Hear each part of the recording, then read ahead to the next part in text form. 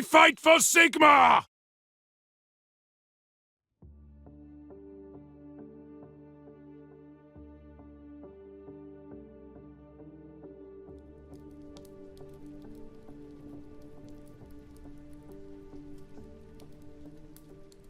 Muy buenas, legendarios y legendarias, bienvenidos a un nuevo episodio de Voces del Viejo Mundo. Estoy aquí con mi colega Capitán Mordigan. ¿Qué tal estás, tío?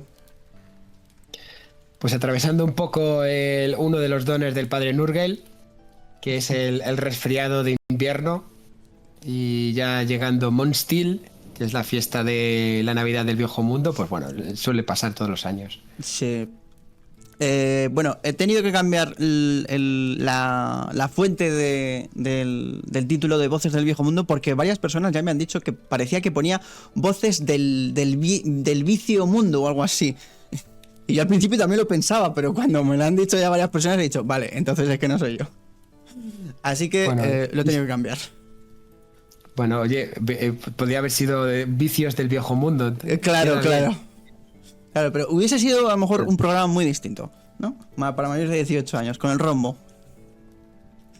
Bueno, oye, ya sabes, eso, el típico garito en Marienburgo, en alguna esquina perdida de Null o en Aldorf, bueno, Vicios del Viejo Mundo, me lo apunto, ¿eh? Oye, eso podría dar para un capítulo, ¿no? O sea, un capítulo más 18, ¿no?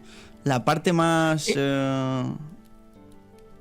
Dime. Más... Sí, es que de hecho te voy a comentar una cosilla que siempre ha surgido desde la cuarta edición. Bueno, ya sabes que cuando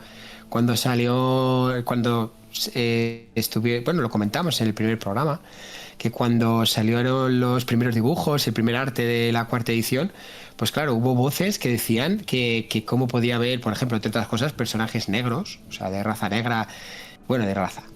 De etnia negra en las imágenes, sí, en las imágenes de Warhammer.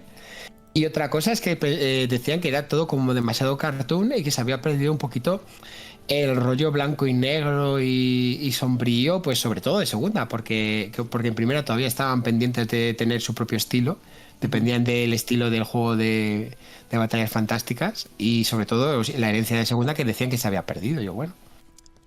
A ver, lo del cartoon y tal, bueno, eso es cuestión de gustos, ¿no? A mí, por ejemplo, al principio el arte de Sam Manley, cuarta, no me entró, pero tengo que decir que luego me acabé retractando, o sea, luego me ha ido encantando, como que le he ido pillando el punto, ¿sabes? En cada suplemento y tal, me encantó. Y lo de que no hay negros es en plan de... Porque tú lo dices, o sea, Arabia, que está justo aquí al lado, no existe para ti, ¿no? Claro. Wow, y además, bueno, yo es que además esa cuestión a mí me llegó un poco de rebote, porque, bueno, pues ya sabes que entre aficionados nos pasan cosas y no puedo terminar de entender cómo en un juego de fantasía seguimos con esas tonterías, porque además es de todo menos histórico, o por lo menos no intenta serlo en ningún momento. Si de hecho es prácticamente una coña marinera de la historia de Europa, o sea, es una burla perpetua a cualquier estereotipo o cuestión relacionado con las tradiciones europeas y sobre todo de lo que sería el Sacro Imperio Germánico. Sí. O sea que, Bueno, yo me acuerdo que una vez, además creo que fue la primera, en la de la escalera, al final de la escalera, la primera partida de rol que subimos al canal de Lindas en miniatura, me acuerdo que uno en comentarios se mosqueó bastante porque el que interpretaba al enano, o sea, no me acuerdo del personaje del enano, Juan, que está con nosotros en la campaña de rol presencial, este tipo no le gustaba cómo estaba interpretando al enano porque los enanos, él decía que no actuaban así. Y bueno, claro, los enanos tienen que actuar como digas tú. Pero bueno, cosas. Mira, eso, precisamente por eso, entre otras cosas, hoy vamos a hablar precisamente de lo que sería un poquito intentar hacer una guía para jugadores, como jugadores que somos también, porque también eso que has comentado de que los enanos no actúan así, de que están sujetos a determinadas cuestiones, está muy heredado del juego de Batallas Fantásticas y de a lo mejor un trasfondo muy específico y demasiado encorsetado que tiene la gente con otros productos de Warhammer y que no encaja con el juego de rol, porque a la larga el personaje en el juego de rol puede saltar de todas esas ideas preconcebidas y formar una personalidad propia. De hecho, mira, sin ir más lejos y sin querer hacer mucho spoiler, en las aventuras que yo he dirigido hay muchos enanos ladrones. Un aspecto, por ejemplo, que los enanos, que supuestamente son seres nobles, que aunque sí es cierto que se les mueve un poco la codicia y tal, pero que nunca creerías que un enano ladrón pues estaría por ahí. Y hay muchos PNJs que se saltan esa media y además que no tienen ningún tipo de vergüenza en asumirlo y ni siquiera van a pensar ni de lejos en la vergüenza que supone para su familia ni nada parecido. O sea, es que es totalmente diferente. Sí, sí. Bueno, mira, por ejemplo, oye, a mí me van a crucificar algunos, alerta spoiler, en la campaña que estamos haciendo, el enemigo interior, que estamos grabando, que todavía no hemos subido. No sé si recuerdas, en Enemigo en las Sombras, el barquero que les lleva a Bogenhafen se llama Joseph. Y es un rey irlandés. Bueno, pues yo lo he sustituido por un raro avis, un enano que le gusta el agua dulce, ¿vale? Y es un enano barquero, que se llama Joseph para tratar así con los mercaderes humanos, porque los humanos se sienten más seguros tratando con un rey irlandés y no revela su verdadero nombre enano, ¿no? Pero bueno, ya verás, en cuanto suba el primer capítulo y vean que es un enano, me va a caer la del pulpo, va a decir, pero ¿cómo metes un enano barquero tal no sé qué? Eso no puede ser. Y bueno, pues nada, pues haz lo que tú digas. Es que yo creo, mira, si quieres ya empezamos con esas cuestiones, porque para mí eso es fundamental. Desde el principio la gente, o por lo menos yo como aficionado al juego de rol, más allá del de juego de miniaturas, que bueno, ya lo disfruté hace muchísimo tiempo y yo lo tengo un poco abandonado. Una pregunta, tú ya no tienes nada de contacto con el Wargame, ¿no? No, porque eso lo abandoné en su momento cuando aquí yo resido en Valladolid y hace muchísimo tiempo había una tienda Games Workshop y al final ya sabes que esas tiendas generaron muchísima afición. Y también iba a otra tienda y tal y al final lo dejé porque no terminaba de encontrarme cómodo con la afición en concreto y tampoco creas tú que me emocionaba demasiado el juego. ¿Qué ejércitos jugabas? Pues mira, yo jugaba imperiales. De hecho, tengo todavía un capitán imperial, que era el con la espada al hombro y tal, y alguna cosita por ahí. Bueno, de hecho no, ya las he regalado todas. Pero ese que me lo pintó un colega, ese todavía lo guardo, pues por eso. Vamos, no lo tengo yo, lo tiene otra persona, pero lo tiene guardado como oro en paño. Y ya está. Pero que me refiero a que me gustaba mucho, por ejemplo, yo recuerdo cuando salió el suplemento de Mercenarios. Y además la revista, la White War de aquella época, cuando salieron los regimientos de renombre, el suplemento de perros de la guerra, Mercenarios, pues dijo, joder, esto está chulo, tío, esto es lo que yo quiero, son regimientos especiales con su historia, el Broncino, los de Miragliano, Lucrecia y tal, era todo muy macarra, porque digo Lucrecia, digo, madre mía, son muy macarras. El cofre con el pagador, algo que encajara un poquito más pues con mi visión, porque a mí siempre me ha gustado mucho el rol y digo, joder, a mí me molaría esto. Pero al final yo no encajaba con el tema del Wargame. Lo intentamos después también con los juegos de especialista, con Necromunda y con Morheim, pero al final siempre tendíamos a irnos a la partida, por desgracia. O sea, me refiero que quienes jugábamos al final decíamos, pues casi que mejor que vamos a jugar una partidita. Y al final se fue dejando poco a poco.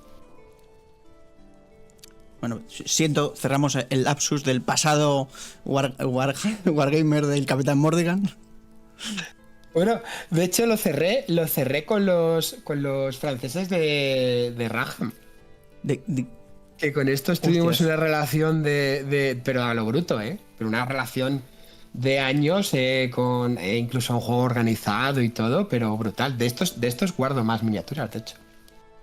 Qué de hecho, bueno. hasta acá. Sí, porque como este es el caso de morir de éxito. Con Games Workshop no pasó porque, oye, para desgracia de algunos, gracia de otros, en general ha sabido manejar muy bien sus licencias, ha sabido adaptarse a los tiempos, de hecho, porque, oye, al fin y al cabo se ha convertido en la Coca-Cola de los juegos de miniaturas. Nadie dice, bueno, estoy jugando a un juego de miniaturas de batallas fantásticas, no, estoy jugando a Warhammer.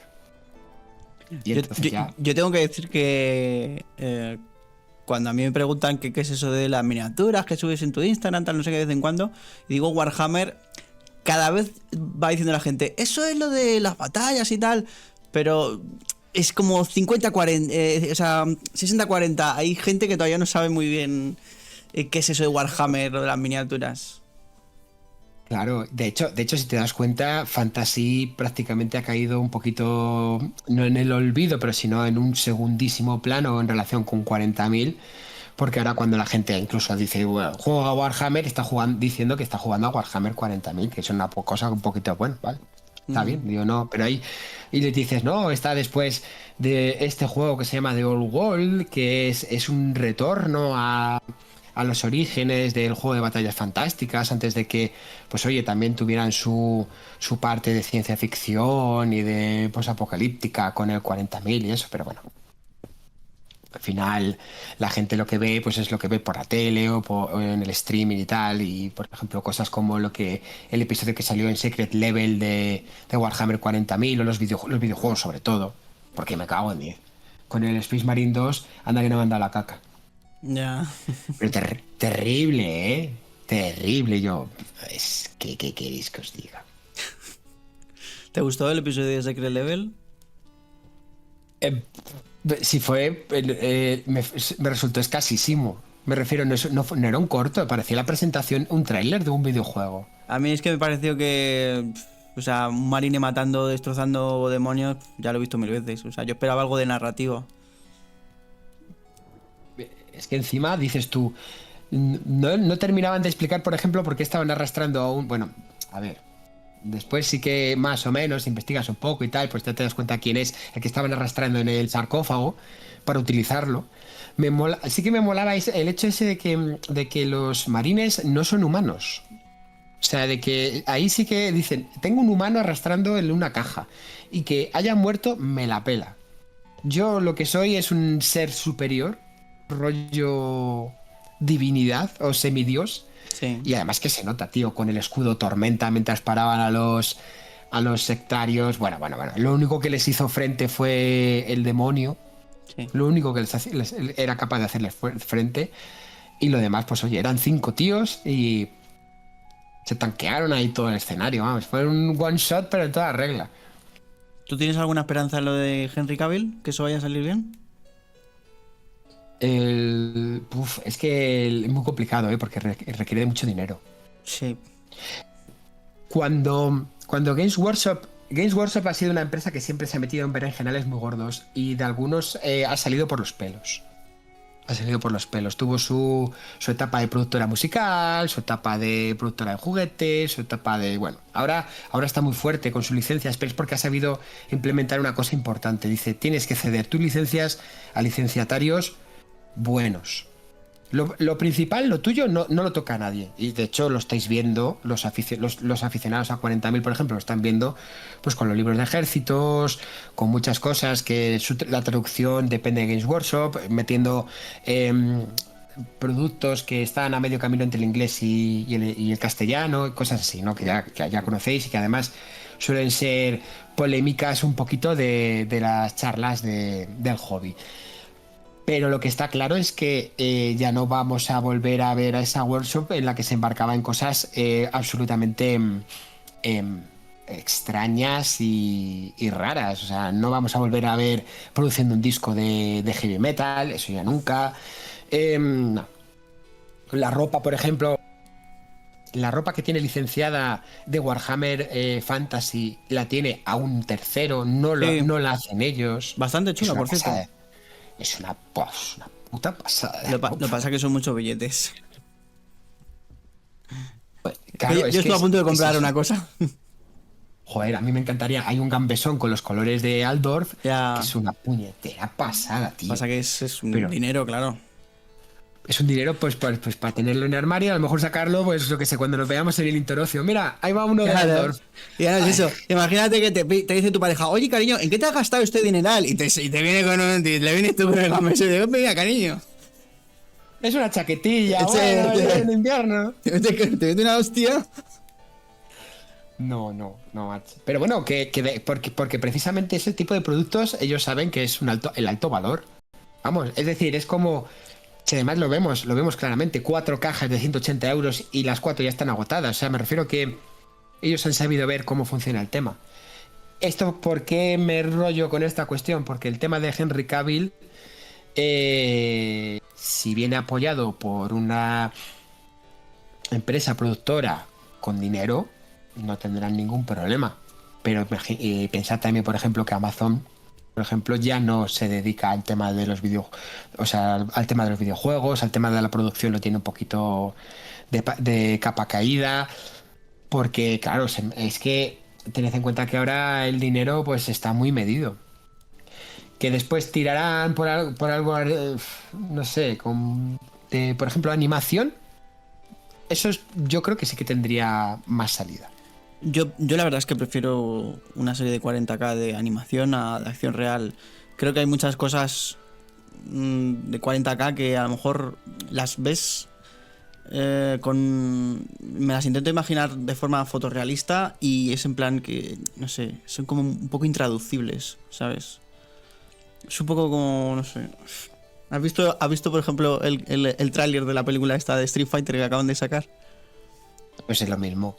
Es lo mismo, o sea, ves el peinado de. ¿Cómo se llama? De Guile. De Guile sí, en animación y cuadra perfectamente, pero cuando lo ves plasmado en fotorrealismo en un actor, dices. No funciona. No funciona, pero bueno. Para mí, claro. Pero porque ahí ya es la caricatura. Sí, es lo que pasa, que tenderíamos. Joder, es que además se vería claramente. Dice, ¿a quién narices metes para que parezcan todos Clint Eastwood, tío? Con la cara de me he levantado antes de ir al baño. Me refiero al Clint Eastwood de Harry el Sucio, de esa cara de estoy enfadado 24/7. Porque además es que es un trasfondo extremo. O sea, es que es extremísimo. Sí, y bueno, lo que tú dices, muy costoso. De hecho, yo creo que si se tuviese que hacer en acción real, a mí visualmente el perfil que yo creo que encajaría más es el perfil visual de una película con todo cromas al estilo de Zack Snyder. O sea, visualmente Zack Snyder. Y luego narrativamente, en cuanto al guión, que lo haga otra persona, que no lo haga Zack Snyder. Pero visualmente, para mí, 40K tendría que ser la típica película de croma verde, todo, que te podía hacer Zack Snyder. Ese para mí es un poco para mí sería un poco el camino a seguir, en acción real. Y después, claro, ¿qué historias cuentas? La misma de siempre, un universo en guerra, vamos a contar las grandes leyendas no tengo ni idea. Claro, de la herejía de Horus, por ejemplo, que se vende muy bien. Yo preferiría hacer algo más fácil, entre comillas, del Heisenhorn y cosas de estas, que huiría un poco de... Bueno, si es que no puedes subir de los marines, porque es que la gente quiere marines, es que ese es el problema. Pero bueno, no sé, claro. Algo más, intentar llevarlo al rollo de ciudades, colmena y cosas así, más, ¿sabes? Dejarte de la guerra. Claro, pero con 500 mundos, por ejemplo, te han demostrado que lo que quieren es promocionar la era Indomitus. Quieren promocionar la era Indomitus, quieren meter los personajes que ya son conocidos, el Capitán Titus, que ahora ya ha crecido como capitán y ahora ya forma parte de los grandes monaguillos, de los testosterines. Es decir, que ellos ya tienen o sea, una imagen de marca ya generada. Ya, en cuanto ves un casco con las rayas blancas y una central roja, sabes que es Titus. Es que es él. Y su cara, pues la podrás poner con un actor o con otro, pero en cuanto ves sus clavos, dices ya, es él, tío, es él. Y después sus compañeros, que, bueno, esas cosas. Pero vamos, lo que yo te digo, o sea, para mí una película de 40K en acción real, pues también como el rollo Avatar, o sea, todo croma verde, evidentemente, y no... Vamos, que yo no me lo imagino de otra forma, vaya. No lo sé, sería muy complicado, ¿eh? Mira, fíjate, por ejemplo, es muy complicado. Fíjate, por ejemplo, en el tráiler de 500 mundos. son escenas. Es que además la narrativa de Warhammer en audiovisuales se maneja por escenas. No. Porque en Hammer and Bolter, los cortos de Warhammer Plus. Son muy cortitos, son historias muy cortas, muy relacionadas con escenas de personajes muy concretos que viven sus desafíos, sus conflictos y son prácticamente todas autoconclusivas. De hecho, las que suelen ser más interesantes por la naturaleza extraña del caos son las de los personajes caóticos. Porque su naturaleza es alienígena también. Fueron nombres en un momento, después, según ellos, reconocieron la verdad de los dioses del caos y la extienden y entienden que los otros son el enemigo. Hay un corto, por ejemplo, dedicado a personajes de Nurgle, con segadores, tal y cual, ¿no? Pero que el personaje es un personaje ecologista. Claro, de páramos desolados por la peste y la mutación, pero cuando hay la primera escena es un mundo dotado, estaba dotado por los dones de Nurgle, pero que estaba completamente arrasado por el fuego de los marines. Ya. Entonces, claro, dices tú, hostia, esto es una historia muy potente, muy, muy potente. Y sí, y bueno, evidentemente ya temáticas muy duras, muy hardcore, o sea, valga por delante que sí o sí, para mí tendría que ser, o sea, si yo fuese, yo que sé, Henry Cavill, una de las cláusulas que pondría es o me dejáis hacerlo clasificación R o nada. Porque es que si no, para mí, si no es clasificación R, 18 años, no se puede hacer. Para mí no se puede hacer. O sea, o te metes de lleno en el barro con las temáticas y que toca Warhammer, te metes en el lodo y vas con todo, o si no, no vayas, tío. Para mí. Pero eso también pasa, por ejemplo, cuando jugamos al juego de rol. Sí. Dices tú, al principio, mira, si quieres le damos un poquito ya de caña al content, al estupendo content que van a disfrutar primero los patrones de aquí el señor Pumu y después el resto de mortales del viejo mundo. Dice, porque cuando te planteas, dice, normalmente el contenido de los creadores de Warhammer pues suele estar relacionado pues oye con las aventuras, es un contenido para directores de juego, etcétera, pero joder, dice, se puede plantear también un poco, podemos pararnos un poquito en lo que como jugadores pues podemos esperar o lo que podemos pedirle a los directores de juego para que nuestros personajes encajen con la aventura y nos divirtamos todos a la vez, perdón. Entonces una de las primeras cosas que claro, el primer contacto que tenemos con el juego de rol es la creación del personaje. Al crear el personaje, lo primero que tenemos que saber es cómo impacta el mundo de Warhammer Fantasy en la propia creación de personajes, porque no es lo mismo, como hemos dicho antes, el mundo de las batallas fantásticas de Warhammer Fantasy que el mundo del juego de rol.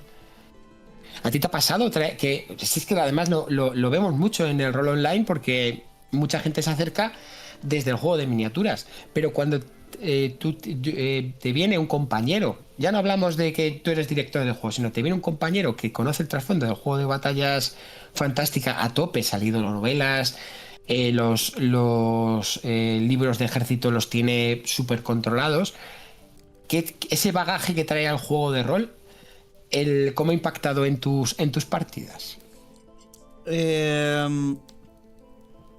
Es que claro, si vienes del juego de batallas de Warhammer, a veces, yo creo que 50-50, a veces he tenido gente que me ha venido y pues con un perfil de un personaje que quiere hacerse y que quiere jugar un poco más en consonancia con lo que te plantea Warhammer Fantasy Roll, y los que vienen de Warhammer de batallas a veces sí tienen un poco más distorsionada esa idea de, bueno, pues a mí me gustaría ser, yo qué sé, un capitán de guardia, un tal, o gente como muy arriba, ¿sabes? Muy arriba. Y es que Warhammer, el juego de rol, es que no tiene nada que ver con esa gente que está ahí arriba, va de los de abajo, ¿sabes? Y eso es un poco, para mí, yo creo el principal problema de la gente que viene del juego de batallas, que se cree que la atmósfera que se juega en el juego de rol es la de ahí arriba, la de las batallas, la de los nobles, la de las grandes figuras y el juego de rol es todo lo contrario, son los que están abajo, los que nadie ve ni nadie percibe, de los que nadie se acuerda. Yo de hecho siempre pongo el mismo ejemplo. Yo siempre digo, mira, cuando veis, si os recordáis en algún libro de ejército, pues las típicas levas de soldados de Aldorf que van a buscar a los pueblos y tal, pues esos son los aventureros. Y de hecho en muchas ocasiones ni siquiera son los que han escapado de esas levas. O sea, prácticamente los que viven un poco al margen de la vida del imperio. Como si hubiera un gran telón y detrás de ese telón se contaran unas historias y delante de ese telón se contaran otras. Y entonces, ese telón es el imperio, es un tamiz que divide una sociedad estratificada, que eso es otra cosa que después, si quieres, hablaremos, porque hay una serie de mecánicas en el juego de rol que a veces son complejas de utilizar nosotros como jugadores, porque venimos de otros juegos donde no existen. Como por ejemplo, si nosotros jugamos a Dungeons and Dragons en cualquiera de sus ediciones, no estoy hablando solo de quinta, sino desde primera, desde segunda, etcétera, la cuestión del estatus social no está tan arraigada como en el juego de rol de Warhammer. De hecho, en el juego de rol de Warhammer tienes la herramienta de estatus que te permite navegar e interrelacionarte con otros personajes, bien del tuyo, o incluso desafiar o que te desafíen a ti entre personajes de diferentes estatus. Y eso es algo que normalmente encaja un poquito de forma diferente en jugadores que vienen de una tradición de juegos heroicos y de la fantasía, pues ya te digo, tipo Pathfinder, etcétera, ¿no? Que dices, parece que todo el mundo trabaja o parece que todo el mundo vive en el mismo estrato social. Sí. Entonces, por eso ya te digo que después si quieres lo tocamos, porque eso forma parte de lo que es el juego durante la aventura. Yo otra preguntita que te quería yo hacer, porque ya hemos visto que el mundo de batallas fantásticas impacta en el sentido de que tienes que entender que eso queda fuera, porque de hecho los propios eventos quedan fuera normalmente de las campañas del juego de rol. En segunda edición era tras la campaña de Tormenta del Caos, y aquí todavía, y en cuarta es el 2512, ha pasado las guerras vampíricas, ha habido un montón de eventos que han ocurrido durante el juego de batallas fantásticas, pero aquí estamos un poquito antes de toda la movida y bastante después de las movidas anteriores. Entonces estamos en un momento perfecto para hacer nuestras propias aventuras y seguir nuestro propio rumbo. Que esa es la idea, ¿no? Eso es. Entonces antes de la aventura tú te creas el personaje y también diseñas tu grupo, porque eso también no es solo responsabilidad. Una cosa que sí que me llama poderosamente la atención es que en ocasiones hay jugadores que le dan toda la responsabilidad de la creación del grupo o de la cohesión del grupo al director de juego. Como diciendo, tú eres el que tienes que diseñar los ganchos suficientes para que a nosotros nos interese la aventura. Y en este juego no. Este juego tienes herramientas para hacerlo desde el principio. Para que con tus personajes, los personajes del grupo, pues ayuden al director de juego para, encajar en sus aventuras y en las aventuras de su campaña. Porque en tu caso hacéis sesión cero, ¿no? Que es lo que hicimos antaño... Sí, ¿verdad? Sí. Cuando creáis los personajes, ¿qué parte es la más relevante de cara a crear el personaje? ¿La parte de la estadística? Es decir, pues yo tengo esta clase, esta carrera, que que tiene estas habilidades, con estos talentos, tengo... ¿Te refieres a si se fijan más en esa parte óptima Sí. y mecánica? No.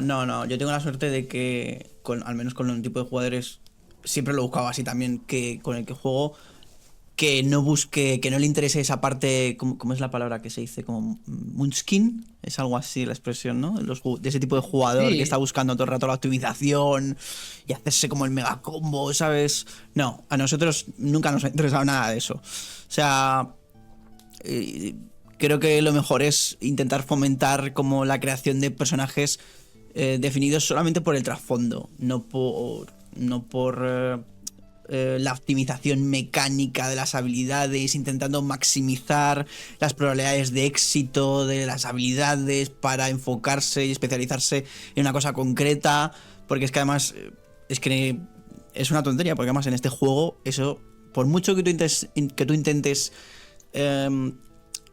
ser completamente óptimo y ser como Munchkin, que se dice, la mayoría de veces resulta contraproducente, porque es que el sistema no te va a dejar, porque el sistema es tan letal y impredecible y tan punitivo. O sea, es que con una mala tirada, una herida crítica o cualquier cosa, es que te arruina el personaje mejor construido desde el punto de vista mecánico. Entonces, el juego en ningún momento te va a prometer ningún equilibrio ni justicia, ¿sabes? Te va a prometer consecuencias. Claro, y eso es, mira, de hecho es una parte que después analizaremos con el tema de que cómo llevar tu personaje durante la aventura, porque está sujeto a una serie de consecuencias que pueden dejar a tu personaje hasta inválido, hasta con una discapacidad. Entonces, ¿cómo manejarlo? ¿Cómo decir, oye, esto para mí? Porque en muchas ocasiones a nosotros nos gusta tener un personaje que es una representación superior a nuestra propia persona. Es decir, nos gusta interpretar alter egos que sean mejores que nosotros, o más guapos, o más listos, o más cachas, o con más pelo. O sea, me refiero que a mí me pasa lo contrario, ¿eh? Yo los personajes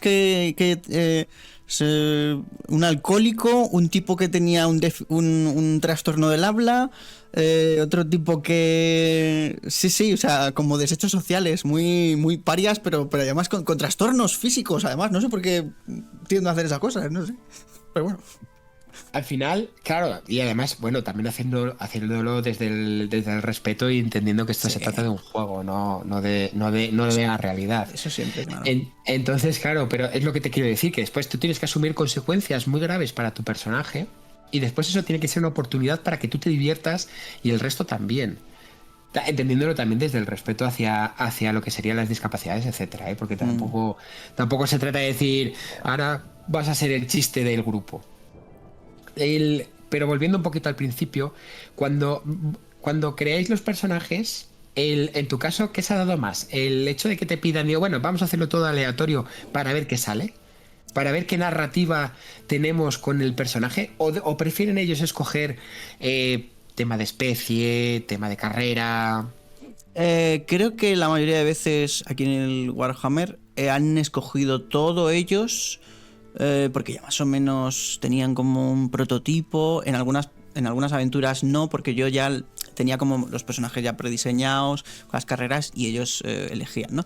Pero cuando hemos creado personajes, lo único que hemos dejado al azar era lo de las habilidades, si mal no recuerdo, que yo creo que eso lo hace la mayoría de la gente. Y ya está. Y luego todo lo escribían ellos y me pasaban el documento de texto, y bueno, lo íbamos luego afinando un poco, buscando el detalle para ver, pues yo creo que esto va a quedar tal, no sé qué, ¿sabes? Y daba un poco mi feedback. Pero sí, yo creo que solamente el tema de las habilidades. Bueno, en mi caso tuvimos... tuve dos jugadores que sabían también un poquito de ese tema, sobre todo en la campaña que llevo yo desde hace más tiempo. Ya van a cumplir 4 años casi. Y uno dijo, yo quiero sorprenderme. Porque el sistema aleatorio lo que te permite es decir, oye, puede salir cualquier cosa dentro de los límites que tenemos de 8 clases y 64 carreras, pero él quiso sorprenderse. Y bueno, pues oye, le salió un personaje y ha ido creciendo junto al personaje que en un principio pues no era el que él esperaba. Por eso decidió hacerlo de forma aleatoria. Cuando os ponéis a escoger, las opciones que hay en el juego son muchas, pocas, hay parálisis de todas las posibles opciones que tenemos de cara a escoger el personaje. Estoy hablando solo del manual básico, que después hay más carreras y más opciones en otros manuales. ¿Tú has visto eso en los jugadores? Que si. O sea, que si se centran más en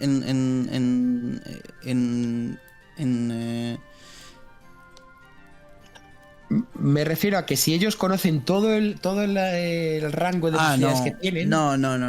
O sea, ellos simplemente conocen lo que hay en el reglamento básico. Si te refieres a luego todo lo de las demás opciones de suplementos y tal.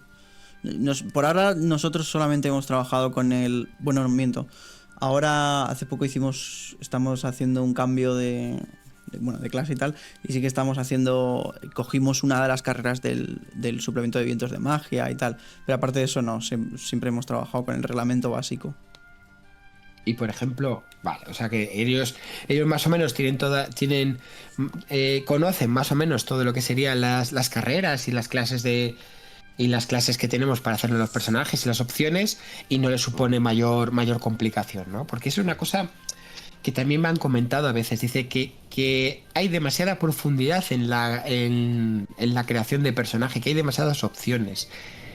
Y digo yo creo que, Bueno. que en cuarta se ha buscado una forma bastante más práctica de hacer los personajes. Aparte de que, oye, te lo explican paso a paso, no hay dudas. No, yo creo que está bastante bien clasificado y todo bastante paso. O sea, a mí no me parece que sea excesivamente difícil, la verdad.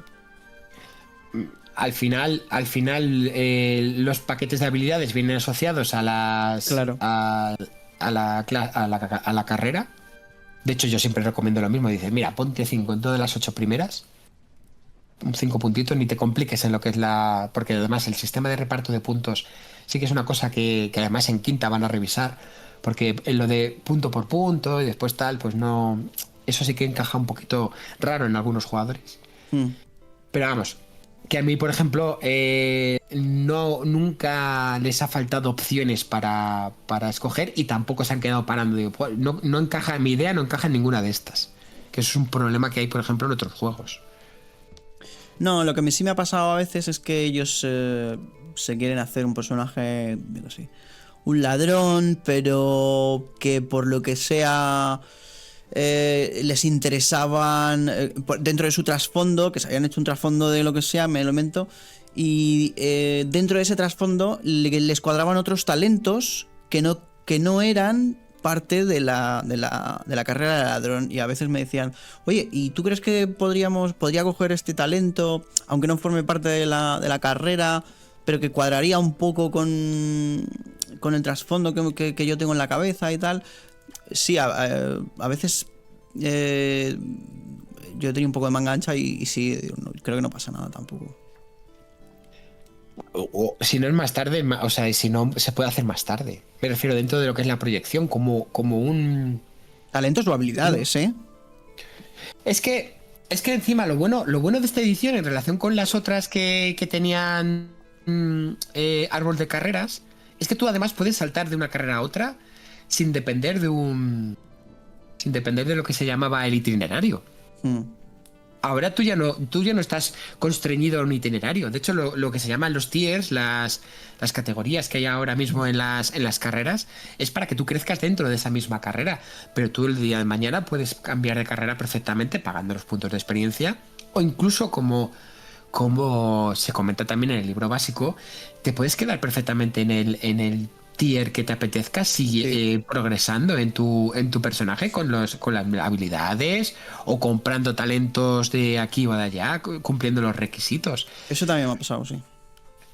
En ese sentido, por ejemplo, eso vendría un poquito más adelante en relación con la proyección de los personajes, porque yo creo que lo importante del personaje también es saber hacia dónde quieres ir.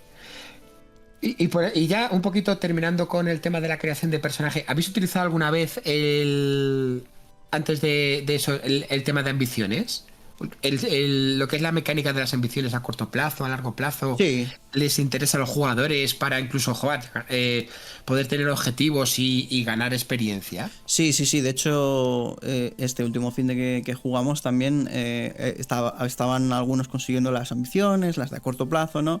Entonces, sí que estábamos un poco... Ellos hablan entre ellos. Creo que estaría bien hacerme esto, tal, no sé qué. hay algunos que no quieren revelarla porque si no puede influir en la de las demás. Entonces, sí, en la próxima sesión, de hecho, tenemos, antes de grabar, hacemos una pequeña charla para poner un poco en consenso el tema de las ambiciones, sí. Pero sí, claro. Es que eso está muy bien. Y por ejemplo, cuando habéis hecho los personajes, ¿habéis tenido en cuenta las preguntas que aparecen un poquito en la creación? Esas 10 preguntas que te hablan un poquito, pues hombre, Sí. ¿verdad? Es una herramienta interesante. Esas preguntas, como jugadores, nos viene bien. Sí, y además, de hecho, yo lo he hecho en una especie como de sesión de flashback. Hablando con yo como director de juego y como jugador también, oye, hablando con mi director de juego, diciendo, bueno, pues intentándolo describir como si hubiera sido la historia de la vida del personaje antes de empezar la aventura. Porque además, pues hombre, son cuestiones relacionadas pues con el origen del personaje, te habla un poquito de la familia, de tu red de amigos, etcétera. Pero una cosa que sí que me he dado cuenta es que no todos los jugadores evidentemente tienen esa misma predisposición. Entonces, si yo como jugador al principio, pues, ¿qué quieres que te diga? A lo mejor me da pereza, ¿a qué decir lo contrario?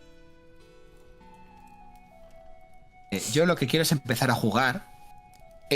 Sí que a lo largo de la aventura no me costaría nada, no me debería costar nada coger y estas preguntas responderlas cuando estamos en juego. Es decir, oye, ¿dónde tienes tu casa? Dice, ¿está en esta ciudad donde empezamos a jugar? ¿O la tienes en otro lado? Hacerlas a través de... ¿En juego te refieres sobre la marcha e ir improvisándolo o...? Sí. Sí. O irlos preparando. Dice, mira, yo como director de juego te digo, mira, tú no hace falta que me lo hagas ahora. Vamos a empezar a rodar para que cojas calor, te relaciones con los jugadores, etcétera, y después me las vas dando poco a poco. Porque además así vamos a conocerte todos y vas a tener tus momentos. Como jugador voy a tener mis momentos de foco gracias a estos pequeños flashbacks en los que van a decir, oye, pues me describes un recuerdo de cuando estabas en casa o cuando estabas con tu familia. Dice, hay algo mientras estás durmiendo bajo un techo en el que suena la lluvia, mientras estás ahí al calor en una buena posada de Uber o de Altdorf, tu mayor deseo vuelve a tu corazón y oye, intentar reafirmarte, o incluso podemos utilizar ese deseo para que sea una ambición a corto o a largo plazo de tu personaje. Yo como... Dime. Es que yo como jugador, al principio a mí me costaría un poco, sinceramente. Al principio me costaría un poco pensar en esas cuestiones, pero sí que me gustaría decirle a mi director de juego, oye, macho, vamos a coger estas 10 preguntas, pero las vamos a resolver en marcha.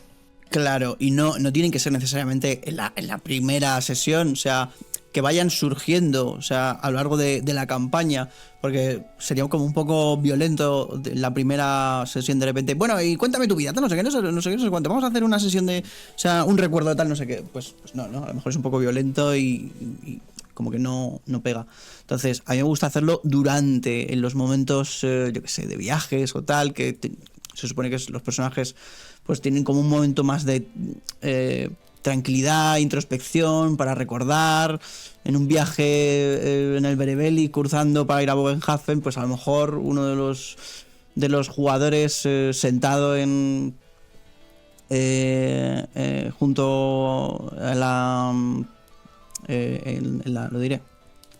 La baranda o en la baranda, pues en la cubierta o en... Sí. Pues me describe qué es lo último que le dijo a su padre y cómo fue ese último recuerdo que tiene de su padre. Y a lo mejor me describe esa última escena con su familia, la última vez que vio a su familia, cualquier cosa por el estilo, ¿sabes? Sí, porque hay una cosa en ese sentido que yo creo que puedes utilizarlo durante la aventura, y es que, oye, crea escenas interesantes. Te da también ese momentito en el que brillas como jugador. Dice, oye, este es mi momento, es solo para mí. Porque a veces, pues, hay gente que reparte más y reparte menos. Hay gente que se queda un poquito ahí en la esquina porque es un poco más tímida. Pero normalmente, si después va cogiendo confianza, al final ya le vas a poder decir, oye, pues este es el buen momento para que nos cuente tu personaje o describa esta situación, siempre que quiera, claro. Que esto es... Sí, esto sí, es no, claro, claro. Además, es que esas preguntas que te dicen en el reglamento básico no son deliberadas, es que están muy bien tiradas porque te dicen, están hechas para que trabajes perfectamente eso, el origen del personaje. Y el origen del personaje es muy importante porque va a determinar cómo el mundo va a reaccionar ante ti, ¿sabes? Y en este juego tan basado en lo que tú dices, los estratos sociales, en este ecosistema social, porque este juego es un gran ecosistema social, entonces es muy importante. Y además, bueno, y una cosa ya para ir terminando, porque ya tenemos las ambiciones, el personaje ya lo tenemos hecho, hemos repartido los puntos, etcétera, porque además cuando haces el personaje hay algunas características, algunos atributos, como por ejemplo las metamonedas, que te vienen un poquito como, bueno, esto es un regalo para ti, utilízalos obviamente durante la aventura, entonces eso es ahí cuando lo vamos a analizar. Pero una última cosa que me gustaría preguntarte, porque ya hemos hablado de las ambiciones y además sea ciencia cierta que tú como jugador seguro y los jugadores de tu campaña las utilizan, es una herramienta importante, pero ¿te ha salido alguna restricción que hay del juego que le resulta insalvable para algún jugador? Como por ejemplo el tema de que la magia está restringida a determinadas especies, el tema de que, por ejemplo, hay determinadas carreras que no tienen acceso a determinadas especies. El libro te pone un caso muy extremo, que es que un jugador que pudiera querer ser un elfo silvano flagelante. Sí. No, la verdad es que por ahora no he tenido ese problema, pero vamos, que si quisiera dar que un elfo quisiera ser flagelante, pues bueno, pues se hace. A mí no me importa. O sea, se te puede trabajar cualquier cosa, yo que sé, te inventas que es un elfo que ha crecido en una familia reirlandesa, por lo que sea, porque lo encontraron de niño, yo que sé, te puedes inventar 1000 cosas, pero no me gusta nunca decir que no a los jugadores si quieren, se les ha ocurrido una cosa divertida y quieren probarlo y tal, y les apetece, no me gusta decir que no. Sobre todo que un juego que como venía a jugar, ¿sabes? Y a pasarlo bien. O sea, todo depende también de lo fuerte, de lo estricto que quieras ser con el lore. Hay directores de juego pues que te dirán, no, tío, eso no se puede porque aquí mis reglas en este mundo no se pueden, ¿sabes? Porque, bueno, a ver, tampoco no pasa nada, ¿sabes? Quiero decir. Bueno, que a mí me pasó con que quería ser un halfling mago. El halfling hechicero, yo... ¿Y no te dejaron? No, yo no. Yo en ese sentido soy un poquillo purista. ¿Sí? Culo apretado. Bueno, no pasa nada. Sí, es que en ese sentido no me gusta romper esa cuestión porque yo, como jugador, me gusta vivir la experiencia que técnicamente han diseñado para mí. Es decir, la gente que ha escrito el libro...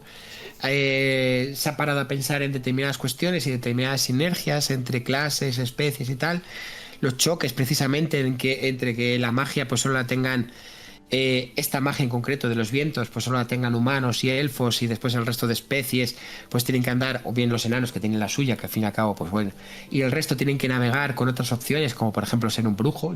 Dice que no me dejas ser de los colegios de la magia, pues ahora voy a ser un brujo y cuidado, cuidado que tengo toda la magia del caos a disposición. Sí, también es el rollo que quieras llevar con el grupo de jugadores y cómo quieras llevar la partida. Una partida un poco más distendida o una partida más como, oye, vamos a intentar hacerlo como más en situación, más narrativo, más... Vamos a creérnoslo de verdad, ¿sabes? No pasa nada, o sea, depende del grupo y lo que te apetezca y del rollo que quieras, pero sí, yo también soy como tú a veces, ¿eh? Sí, es más que nada no de verdad, no se trata de ni tampoco de hacer gatekeeping ni nada, de decir, oye, esto es así, porque sino de intentar disfrutar de lo que te están planteando ellos y después sí. Con las reglas que ellos te proponen, sí, claro que sí. Claro, cuando ya lleves un tiempo y ya seas capaz de decir, bueno, pues esto hemos decidido que esto en vez de haber pasado aquí, ha pasado allí y tal, pues ahí sí, ya puedes tirar un poquito más de, pues, de tu inventiva y de tu capacidad para diseñar, que eso lo tienen todos los roleros, incluso los que dicen que no también tienen, porque en cualquier momento se les ocurre cualquier cosa. Pero al principio sí que es cierto que digo, pues cosas como, por ejemplo, el Halfling Mago que me comentó un compañero, pues me parecía un poco, digo, bueno, pues mira, tío, si quieres, pero vamos a hacerlo de esta forma. Vamos a seguir un poquito los cauces que seguiría ante la imposibilidad que tiene manifiesta tu Halfling de llegar a la puerta de los colegios de la magia y decir, hola, buenas, es que tengo el don. Y yo, ¿usted qué? Mire, pase por ahí, hay un horno. Nos sobra usted. Que eso es una cosa también que les cuesta mucho entender a veces, ¿eh? A nosotros nos cuesta mucho entender que es un mundo cruel, y es que es un mundo muy cruel. Pero bueno. Entonces, y dicho esto, y que no nos vayamos más por las ramas, las expectativas de los jugadores, las opciones individuales y las ambiciones de cada jugador y su personaje, ¿cómo encajan después en el grupo? Cuando tú estás con otros compañeros, ya nos lo ha comentado, de hecho, que tenéis reuniones y que habláis antes incluso de empezar la aventura. Eso es muy buena idea. Es decir, oye, daros un poquito de tiempo antes de empezar para hablar entre vosotros. Pero los personajes, normalmente tus personajes se complementan con otros. Intentas buscar vínculos con otros personajes, o eso esperas que sea durante la aventura. Complementarse, y esos vínculos te refieres a narrativamente o mecánicamente. Mecánicamente existen. Hay una tabla en el libreto de la pantalla en la que si tú, por ejemplo, no estás muy agraciado y no se te ocurre un vínculo, puedes hacerlo aleatoriamente. Los vínculos son al final simples descripciones de cosas que te atan a otro personaje. No, porque a mí por ahora solamente así tirando, bueno, salvo la de mírame a los ojos y alguna más, no recuerdo bien. Siempre me gusta que los jugadores no se conozcan, no tengan cero relación. Y eso además es modo difícil todavía para el director de juego. A mí me gusta que sean desconocidos, no sé por qué.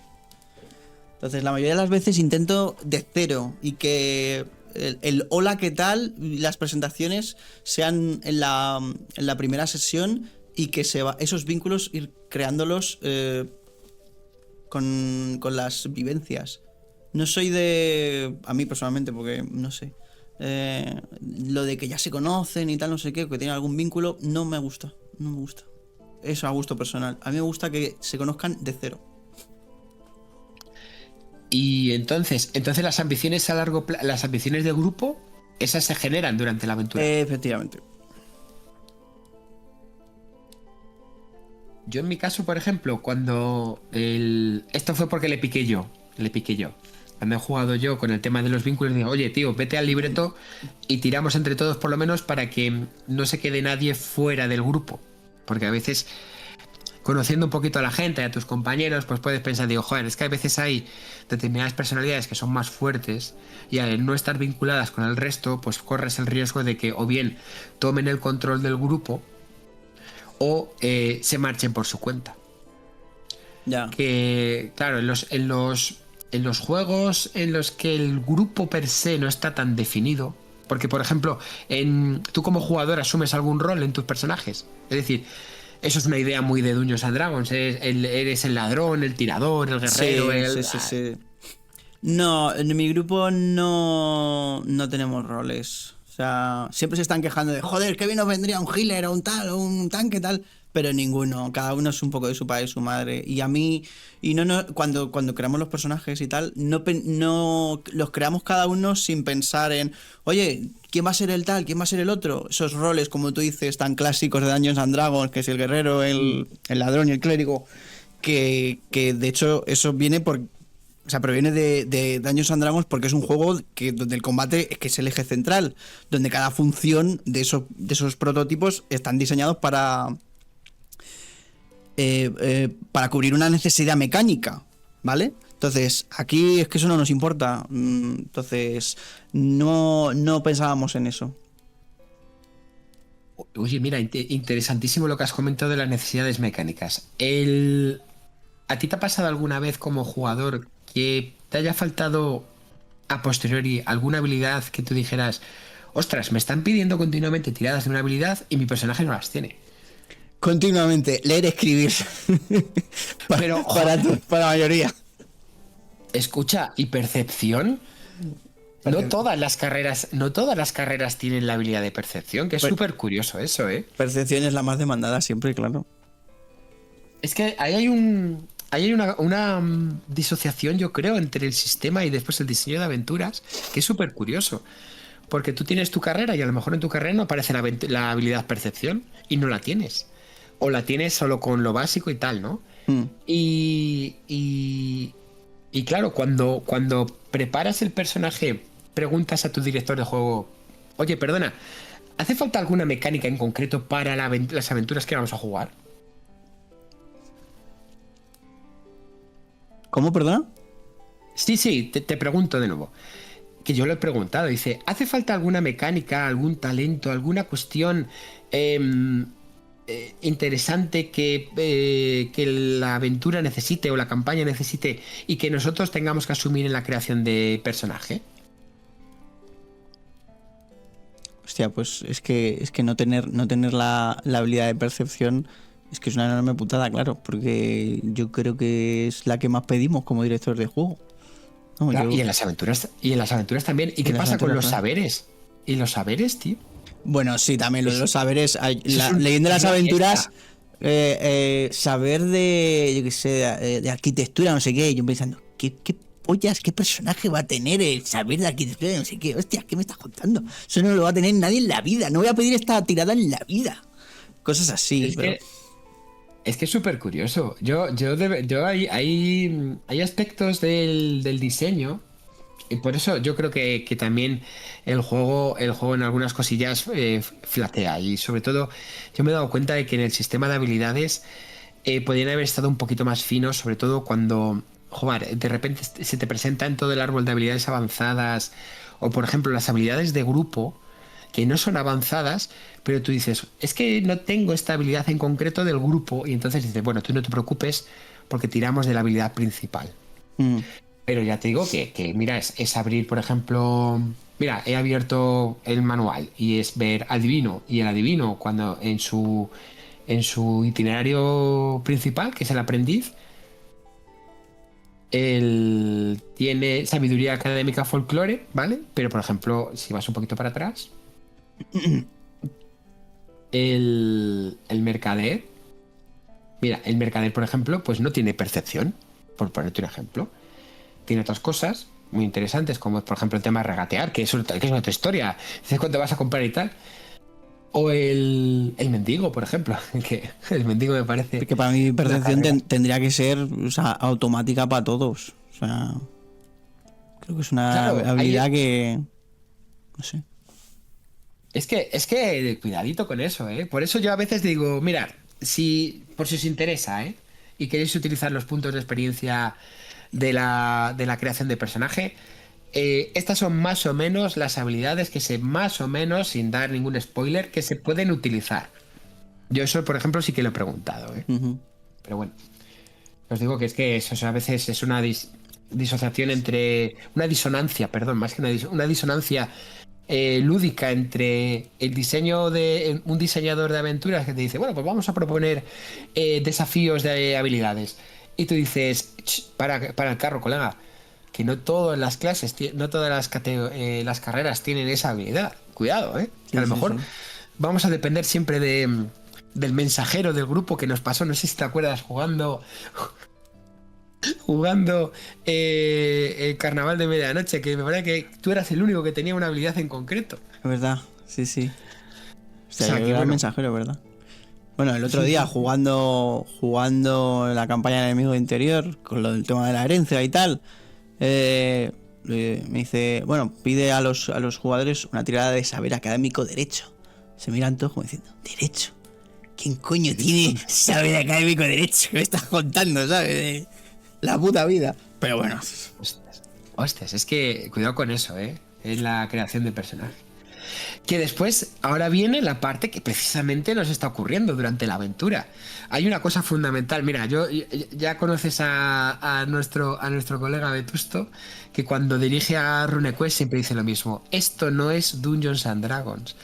La percepción que nosotros tenemos que tener como jugadores del mundo de Warhammer y del juego tiene que ser radicalmente diferente al juego clásico y al juego de fantasía heroica, y ya no solo por el tono que es más oscuro, que joder, que de hecho cuando hablamos en el vídeo del tono de Warhammer y el humor, y ahí se describió perfectamente cómo funcionaba el viejo mundo, pero joder, como jugador te obligas a conocer el tono del juego. O sea, tú crees, otros compañeros se obligan a conocer el tono cuando vienen de nuevas o del mundo del juego de miniaturas. ¿Crees que ellos conocen el tono? O a lo mejor es una cosa que van a tener que ir aprendiendo a lo largo de las aventuras. La mayoría de las veces creo que al menos sí tienen una idea de qué va la onda, de qué va el tono. Lo que sí que no perciben es un poco los entresijos. Cuán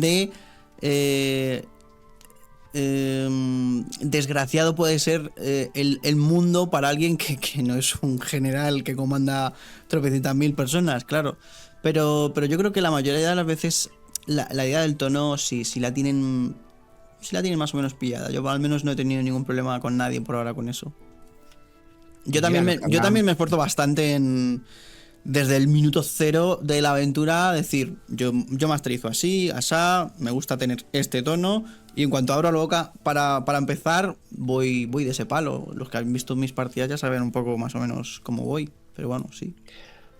A ver, o sea, en tu caso sería posible, por ejemplo, yo como jugador, oye, quiero pactar contigo un tono en concreto, es decir, me parece correcto que sea despiadado y violento, pero también me gusta jugar un poco con el rollito del humor negro, ¿no? En plan de decir, joder, este tío además es súper desgraciado, y además de lo desgraciado y de lo exageradamente desgraciado que es, resulta hasta cómico. No va a haber ningún problema en reírse en algún momento, no es tan exacerbadamente serio.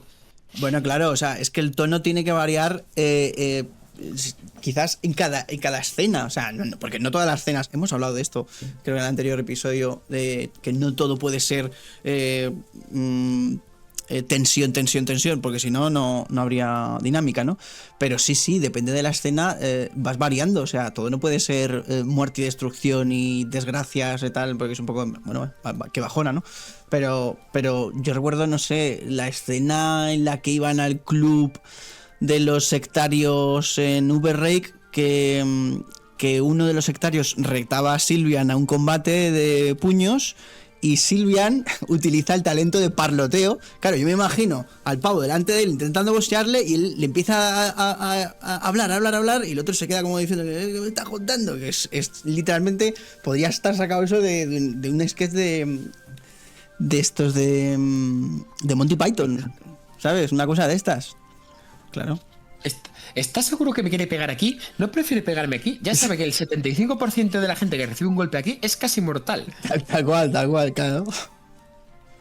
Sí, pactar el tono. Mira, eso está chulo. Lo de pactar el tono ya no solo a nivel de campaña o a nivel de grupo con el director de juego y con los compañeros, sino en cada escena. Poder además. Yo pacto un abanico de tonos sobre los que vamos a ir moviéndonos. Hay un tono evidentemente general, ¿no? Pero sí me gusta decir, yo sí tengo esa parte de humor negro que tú dices, y un parte más, a mí me gusta mucho la spoof comedy, la comedia estúpida, te como puedas y todo eso, y escenas totalmente disparatadas, o de repente hacer un NPC completamente surrealista, cosas así, ¿sabes? Pero sí nos vamos moviendo, claro.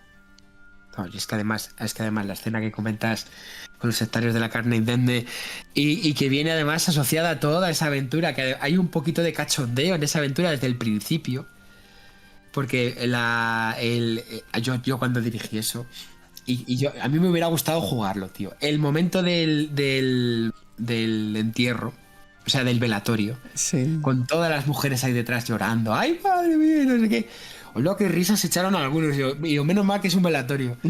Hola, qué bueno. Me refiero que en ese sentido dices, lo bueno de jugar como jugador es que te das cuenta cuando tu director de juego describe que ahí sería lo ideal. Y si no, pues oye, yo como jugador, y si un jugador siendo director de juego me dice, oye, aquí puedo meter por aquí esto, yo sí, te tira para adelante. Claro. Tira para adelante si es algo que hemos llegado a consenso entre todos. Pero vamos, que yo lo que has comentado del abanico de tonos estaría guay.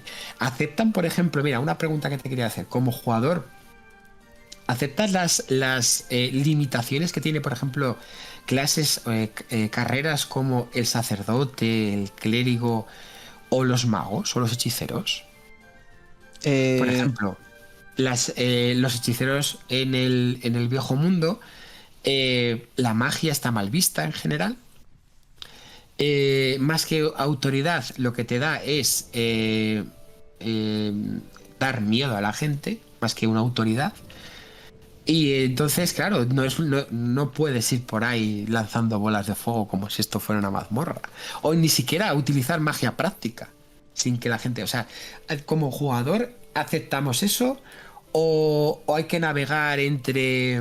O sea, hay que navegar un poquito entre la manga ancha o las situaciones o... No, porque, o sea, no, la mayoría de mis jugadores además no harían ninguna de esas cosas, porque además sería romper completamente el juego, ¿no? O sea, el rollo del juego. O sea, evidentemente no se ponen a lanzar bombas ni hechizos. Principalmente porque ninguno tiene... Bueno, ahora uno está haciendo aprendiz de hechicero. O sea... Y no, sabe perfectamente que no podría hacerlo. Porque no tiene licencia y aunque la tuviera, no te pones de repente a hacer cosas así. Así que sí, aceptamos las... Salvo que no sean muy muy restrictivas, sí, creo que está bien que cada una tenga algunas restricciones, claro. Porque es que si todos pudieran hacerlo todo, no... Yo creo además que si quieres hacerlo eso, o sea, si quieres romper con esas restricciones, no te coges ese personaje, que volvemos un poco a la idea del Halfling mago. Claro. No, hay otras opciones, es decir, tú puedes decidir, vale, yo quiero romper con esta restricción del imperio. ¿Y cómo la puedes romper? Por aquí. Un adivino, un brujo de lo que el Edge Wise, lo que es el brujo del... Bueno, ahí lo llaman adivino, que es lo del límite y eso. O sea, los Edge son los wicanos de la realidad y tal. Entonces, pues bueno, y por ejemplo con los sacerdotes pues pasa un poquito lo mismo, ¿no? Decir, oye, sí que es cierto que puedes tener, que ha pasado, que hay aventuras en las que precisamente se trata de que los sacerdotes a veces se desmangan un poco, se salen de sus mandamientos. Pero claro, dices tú, joder, si tú quieres coger un sacerdote de este tipo, pues tienes que acudir a estas restricciones, a estos mandamientos. Y si no, pues hombre, sales un poquito y jugamos otra cosa. Efectivamente, claro. O sea, hay que saber lo que se va a interpretar, lo que se va a jugar. Lo suyo es primero mirarse un poco, estudiar un poco el personaje y ver un poco qué reglas te ofrece.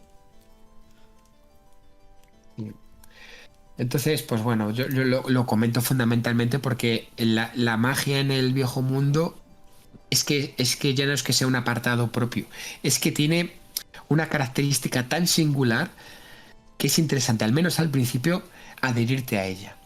Sí, para mí es como otro mini reglamento aparte. O sea, cuando me dicen, no, es que yo quiero llevar a un personaje hechicero tal, ya es en plan de, ok, vamos a sentarnos.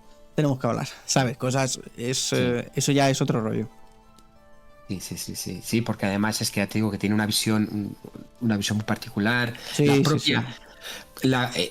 Yo creo que como jugador no es tan sencillo decir, venga, me voy a hacer un hechicero, voy a coger los componentes y voy a hacer mis max en todas las cosas para que de ese modo me salga más o menos bien, pueda hacer las tiradas, canalizar la magia y de puta madre para ser el top. Porque hay muchos hechizos que tú dices, y ya está, y dice, como te preguntan como diciendo, lo hago y ya está. Y yo, sí, haces esto. Y es muy poderoso, pero tienes que tener mucho cuidado. Por el origen mismo de la magia. Tú como jugador preguntas, o has preguntado, o han preguntado tus jugadores, el origen de estos elementos mágicos son, o sea, están relacionados con lo que es la magia o en tus grupos como director de juego das unas pinceladas muy breves o un conocimiento de una persona mundana. Si no se escogen una clase, una carrera, joder, con la clase, una carrera en concreto que sea relacionada con la magia. No, yo soy más de pinceladas. Sí, Vale, o sea un que poquito. mientras estamos interpretando los personajes, entonces, es que estos son muy particulares, tanto los sacerdotes como los clérigos y los hechiceros que tienen pues magia divina o magia de los vientos, es que son muy Sí, particulares. en general, de hecho yo creo que las clases más difíciles, las carreras más difíciles son las que están relacionadas con el tema de la magia, la religión, el clero en general, cazadores de brujas, sacerdotes y todo esto. Para mí, todo lo que es los que están en el mundo de la religión y magia, los personajes más difíciles, no solamente de jugar mecánicamente, sino de interpretar. Sí. De hecho, es que salen además los personajes más extremos, los que pueden sacar por completo el grupo de la aventura en un rato. Sí, yo A mí me ha de pasado. hecho en las últimas Fleet Wars que estuve allí jugando y tenía varios personajes ya predefinidos, estuve a punto de meter un cazador de brujas, pero lo quité porque aparte de que era muy difícil, había altas probabilidades de que me rompiese quien quiera que vaya a sentarse, un desconocido, me rompiese la partida. Porque es que un cazador de brujas es que tiene tal poder.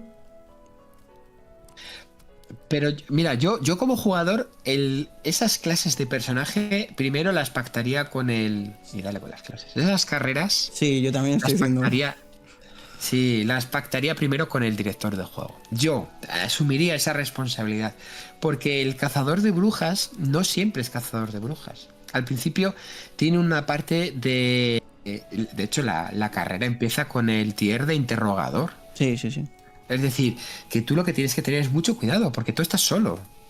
Es una cosa que yo siempre intento transmitir y como jugador igual, decir, oye, hay determinadas carreras que están disponibles o no, dependiendo, oye, de si hay que tirar o no, pero que tienes que tener cuidado y tienes que asumir tu responsabilidad como jugador. Dice, yo recomiendo como jugadores que asumáis esas responsabilidades y que el cazador de brujas muchas veces no tiene esa autoridad que se le presupone o incluso puede suponer un riesgo para el grupo.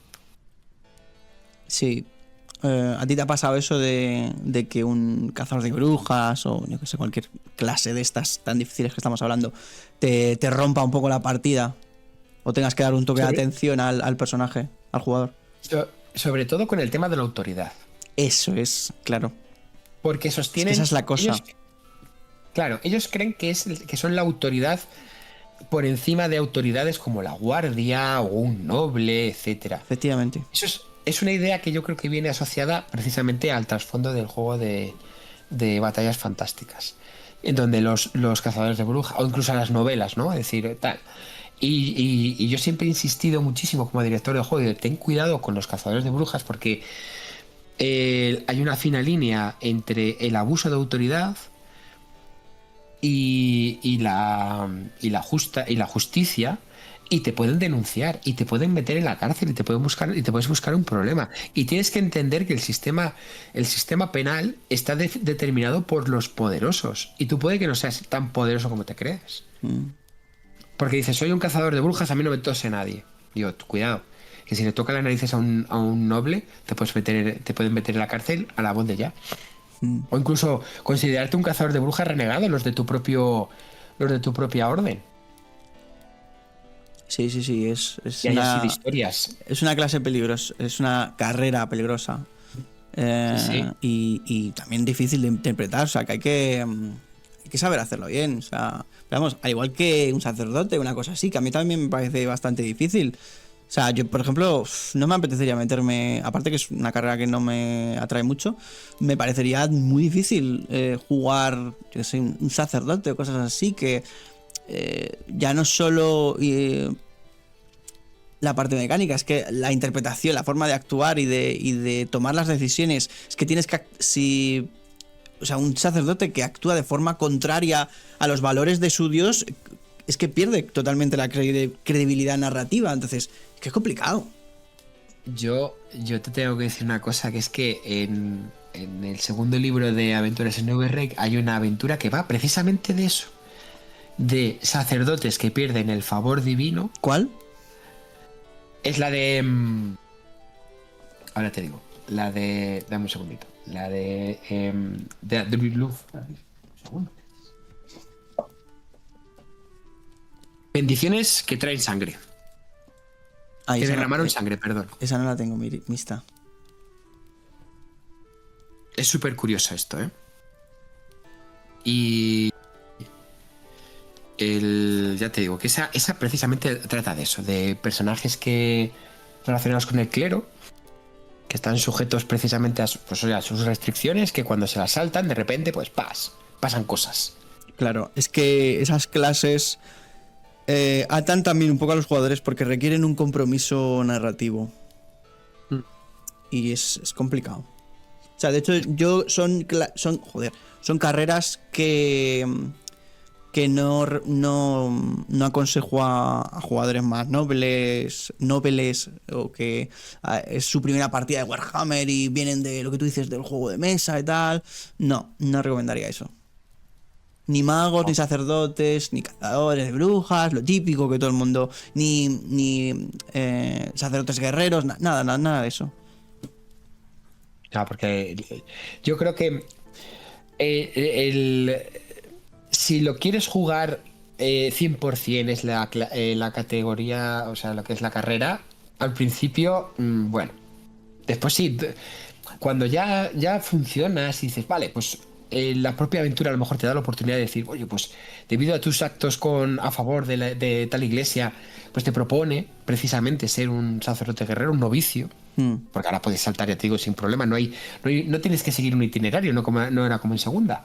De repente la naturaleza de una aventura te permite optar a eso y dices, venga, vale, vamos a vestir los ropajes sagrados o los sellos del cometa de 2 colas. Y entonces pues empiezas tú esa carrera. Pero al principio, sin estar imbuido de la atmósfera, se antoja un poco complicado y puede suponer un problema para el resto del grupo. Yo siempre he confiado en que es muy moderno y muy actual que los jugadores colaboren para generar el mejor grupo posible, en vez de ser solo el mejor personaje posible. Claro. Entonces, pues bueno.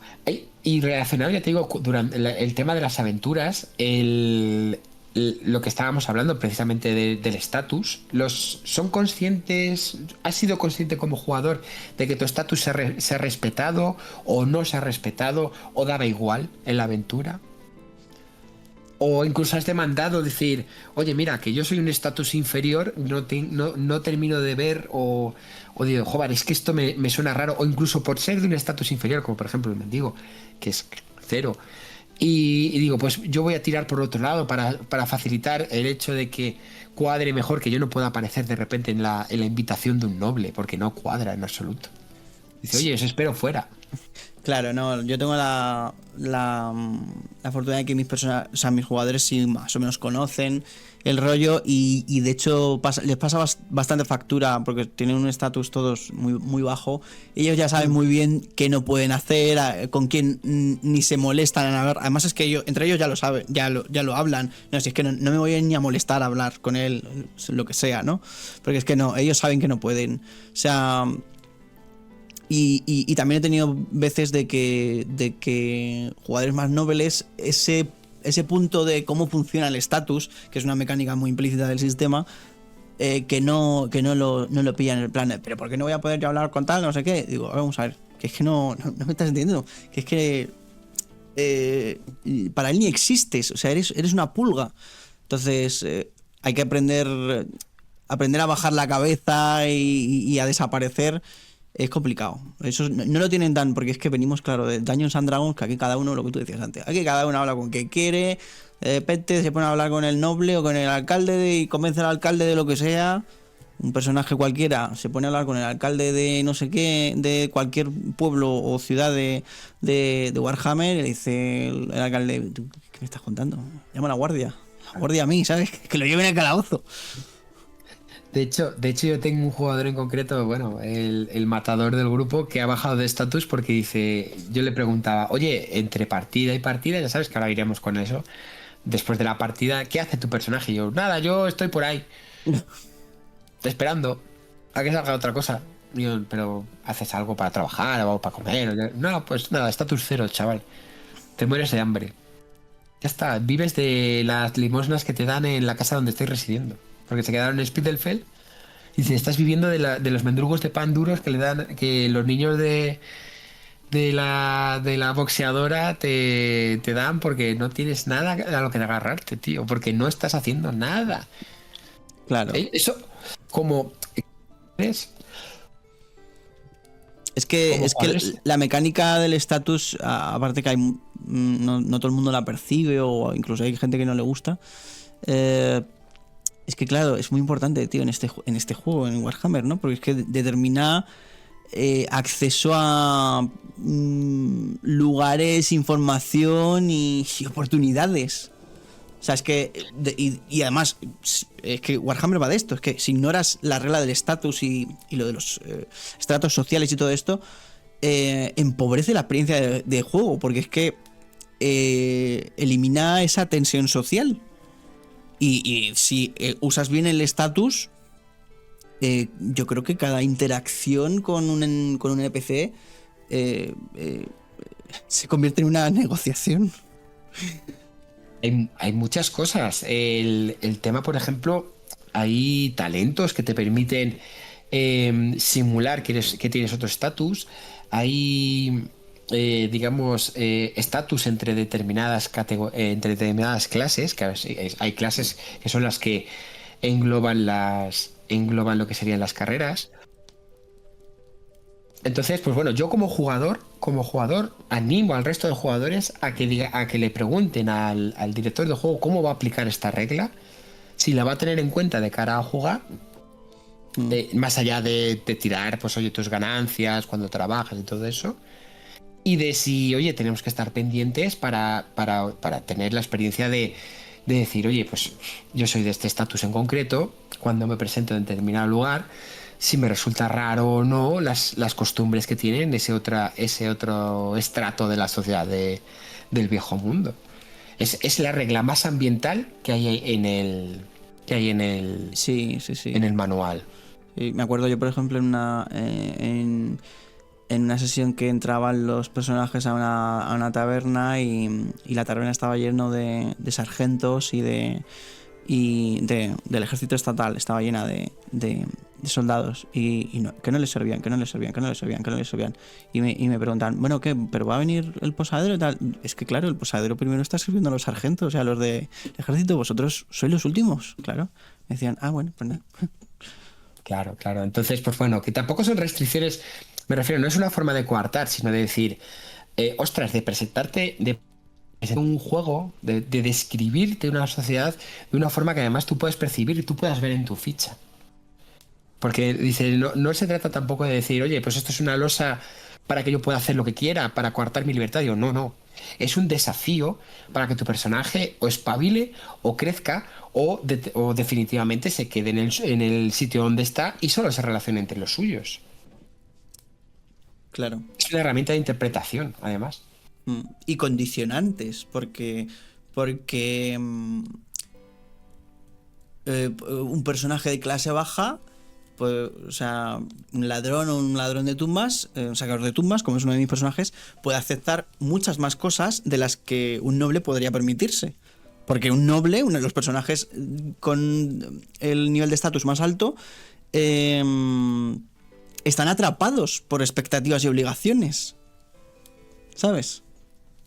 Joder, y tanto. Él no hace mucho estaba hablando con un compañero el tema del dinero que hay que utilizar o hay que tener guardado para no perder el estatus. Que eso también es un desafío. Que es que a mí no me costaría nada decir, pues he perdido el estatus, quiero ganarlo. Y yo, pues eso es una aventura. Efectivamente. Eso es una aventura, tienes que relacionarte con estas personas, tienes que pedir favores, tienes que bajar al fango de la diplomacia entre los poderosos del viejo mundo. Es una pasada eso. Sí. Entonces, pues bueno. Y eso es una parte solo de, pues mientras estás interpretando tu personaje durante la aventura. Porque lo que ocurre también, una cosa súper interesante como jugador, y que yo creo que tendríamos que asumir como jugadores y no nos debería costar tanto, aunque es muy complicado, es el tema de las consecuencias. Nuestra libertad se manifiesta en base a las acciones de los personajes y después también tiene una repercusión en forma de consecuencias. Como hay consecuencias de todo tipo. Lo que estábamos hablando del estatus son las consecuencias sociales de relacionarte con determinadas personas, de intentar mantener el tuyo propio, etcétera. Pero también, por ejemplo, tienes consecuencias físicas, lo que comentabas antes, de, oye, pues puedo sufrir un crítico Un crítico, además, es que es una cosa súper curiosa, porque el sistema de combate te permite sufrir un crítico cuando estás atacando y cuando estás defendiendo. Que te lo mete el otro, o sea, o tú o incluso tú estás defendiendo y le metes un crítico al otro personaje. Te están defendiendo a ti de tu ataque y te meten un crítico sin querer. Sí, y eso genera una lesión. Las lesiones, huesos rotos, desgarros musculares, amputaciones son también una oportunidad para desarrollar un personaje diferente. Sí, redefinirlo. Sí. De hecho, Sí. me acuerdo que en la campaña que jugábamos nosotros, en la segunda sesión, uno de los personajes se dislocó un tobillo o algo así, me acuerdo. Las rodillas, tío. Las rodillas es una cosa exagerada. Exagerada, tío. O sea, las rodillas son muy jodidas, ¿eh? Cualquiera que, si alguno hace mucho ejercicio, cuidado con las rodillas, ¿eh? Simulacionismo puro y duro, tío. ¿Tú sabes la cantidad de veces que se ha lesionado el enano, el matador, haciendo hostias y dices, se ha llevado una dislocación en la rodilla y tú, otra vez, tío? Dices, sí, al final te vas a quedar cojo, cabrón. Sí, sí. Pero yo como jugador, yo lo que veo eso es, joder, yo todavía recuerdo en primera, que eso ya eso es mucho más atrás, mi halfling que recibió un crítico se quedó ciego, tío. ¿Ciego? Y a partir de... Ciego, tío. O sea, ciego no, tuerto, perdona. Ah. Tuerto, perdón.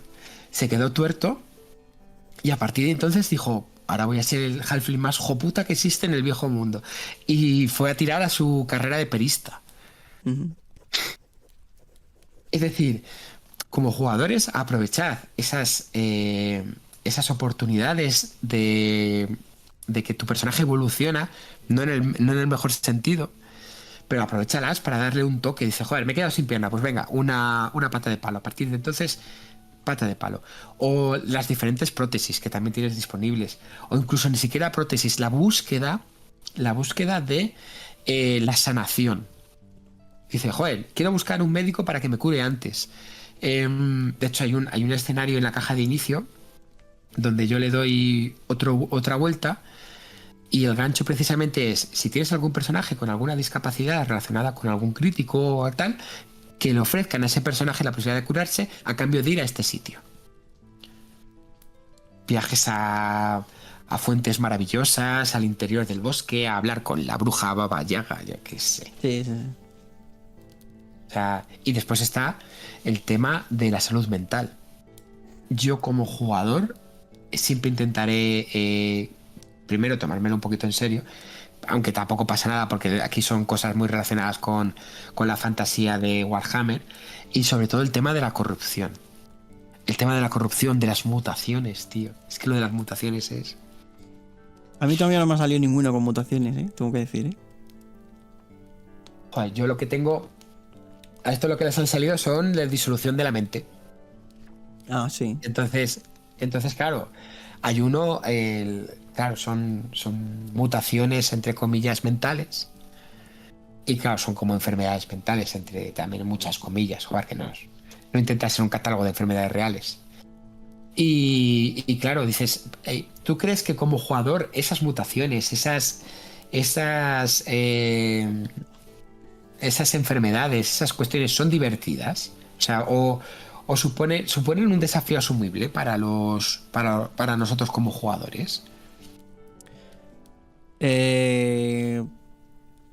Es que son complicadas, claro, porque es que a mí me parecen divertidas, sí, sí. Pero claro, en el contexto del juego, es que claro, supone una condena social para el personaje. Que implica, pues bueno, persecución y que debe ocultarse ya constantemente o una sentencia de muerte, claro. Entonces, supone un desafío narrativo importante. Bueno, claro, y siempre el tema de la... Siempre que no sea muy llamativa. Hombre, si es un poco... Si se puede esconder. Hombre, si te sale la típica de un brazo adicional, pues hombre, date por jodido, claro. Claro. Y además que el grupo debería también decidir si protege al mutado. Que esa es otra. Es que es eso, dices tú, ostras, esto sí que es... Porque genera una tensión interna en el grupo y pone a prueba la moral del grupo. Que es precisamente de lo que va este juego. Totalmente divergente, claro. Dices tú, venga, vale. Dice, o dice, lo vas escondiendo, tal, ¿no? Como si recuerdas en el Pacto de los Lobos, que el Moranjas tenía su brazo totalmente deformado, que lo escondía en un corsé así súper exagerado y tal. Y dice, no, a mí me lo han cortado. Peliculón. Sí, tío. Y dices, o tu tercer brazo lo intentas ocultar de algún modo, ¿no? Te preparan, dice, no, es que he sufrido una lesión, dice, a ver cómo se lo comentan el resto de mis compañeros, o a lo mejor a partir de ese momento se lo digo y trabajan para que pueda, o a lo mejor se lo cortan o supone una Sí, sí, sí. narrativa emergente. Claro. Pero bueno, que yo creo que sí, la mayor parte de ellas suponen un desafío asumible, o si no, pues gastas tu punto de destino y ya está, no pasa nada. O te pegas un corte ahí en el miembro y ya está. Si no te vuelve a salir, claro. Claro, sí. A mí me la intentan hacer, yo me lo corto, venga, tira crítico. Joder. A ver si palma. Y hay que tener mala suerte, ¿eh? Sobrevivió. Y después ya de la aventura, nosotros además ya, pues mirad, tenemos el tema del estatus, pues oye, que jugamos con él. La idea es que como jugadores jugamos con las herramientas para divertirnos que tienen nuestros personajes a disposición. No son restricciones, sino son herramientas para jugar. Y después de la aventura tenemos más herramientas. Antes de la aventura, cuando hemos creado el personaje, tenemos herramientas para divertirnos durante la creación de personaje. Durante la aventura, pues tenemos pues la utilización de todas nuestras habilidades, de las metamonedas y de nuestro estatus. Y después de la aventura hay un compromiso que tenemos como jugadores con el tema del progreso del personaje. Porque no es solo gastar. ¿A ti como jugador te ha parecido que el sistema premia poco, premia lo suficiente? ¿Crees que la progresión está bien medida? ¿Depende de que los jugadores tomen la iniciativa con sus ambiciones?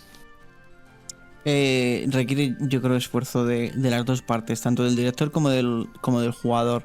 Porque muchas veces yo creo que a veces pasa entre los dos, lo acabamos desatendiendo y eso está mal, porque acaba, si no lo atiendes, el juego acaba siendo una sucesión de escenas sin el arco narrativo de cada personaje y tal.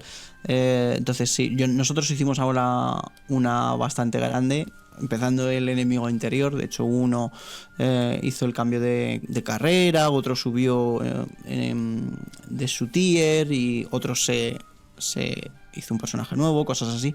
Pero es súper importante, sí.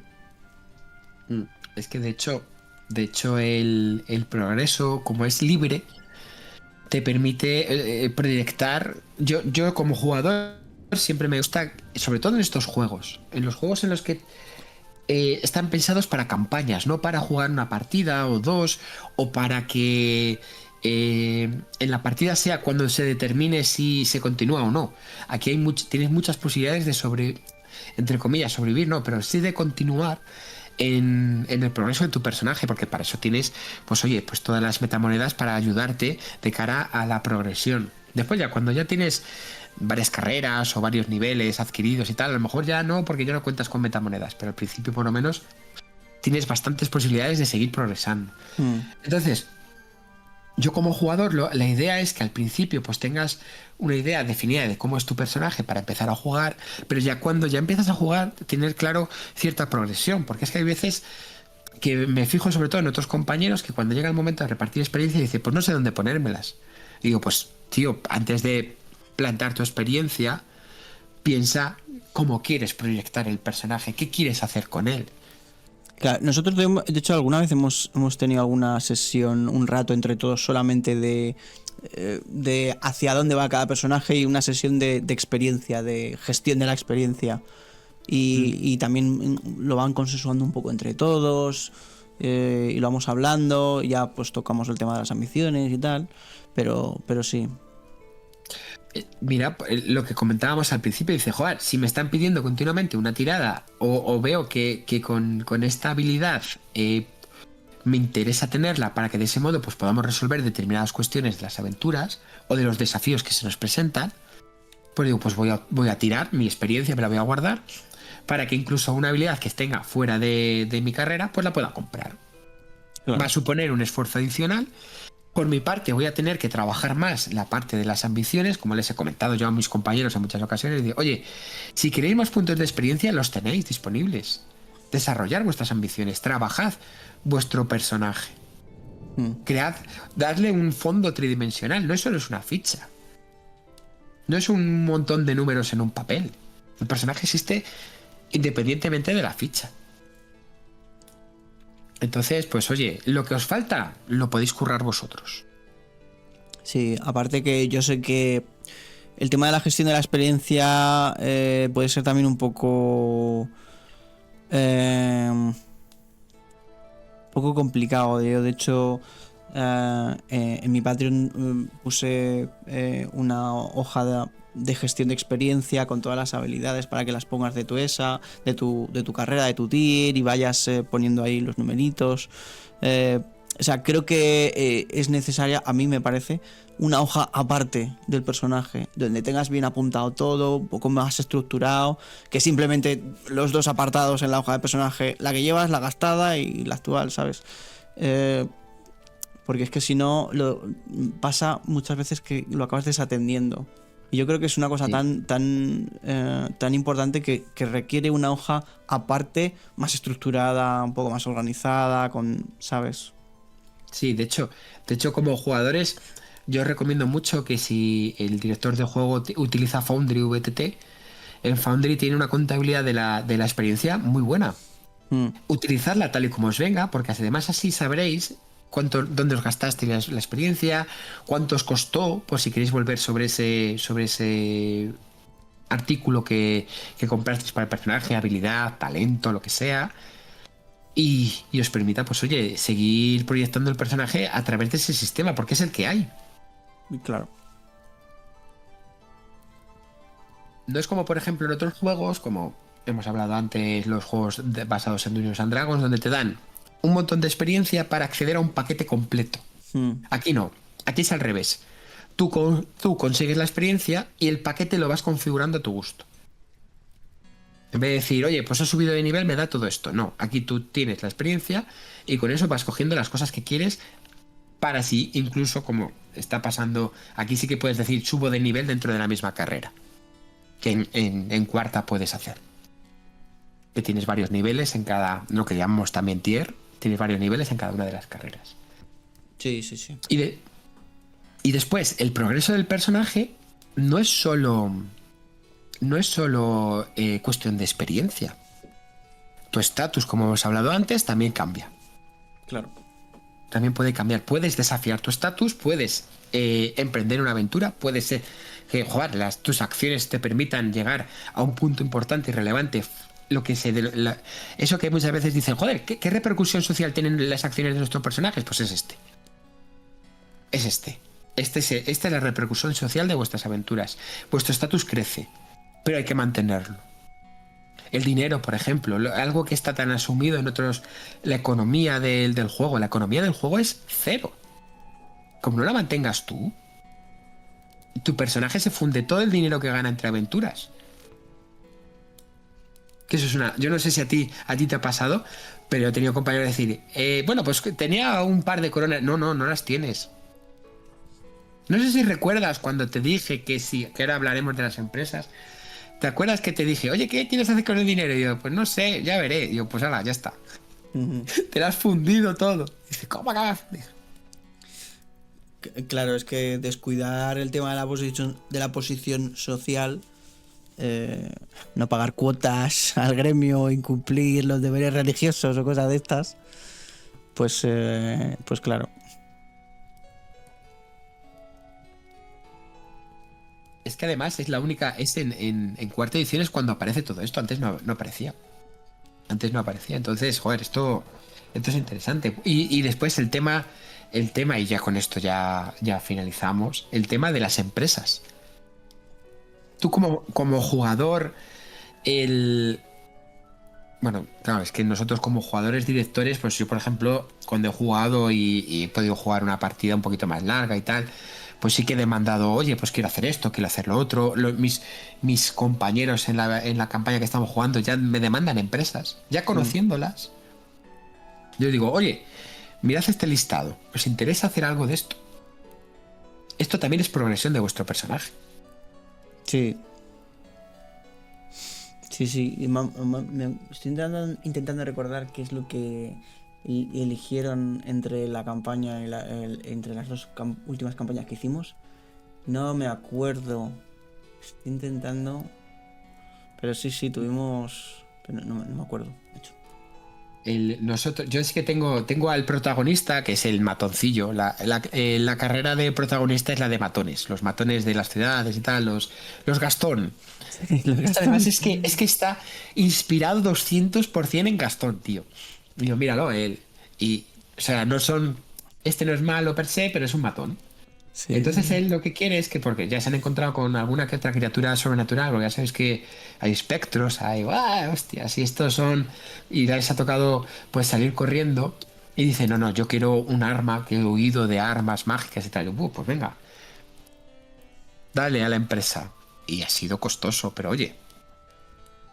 Con una y con otra lo han podido hacer. Y oye, pues tiene un arma que le ha llevado un enano, porque además han tenido cierta relación con enanos y tal, a raíz de las aventuras. Y bueno, Ujú.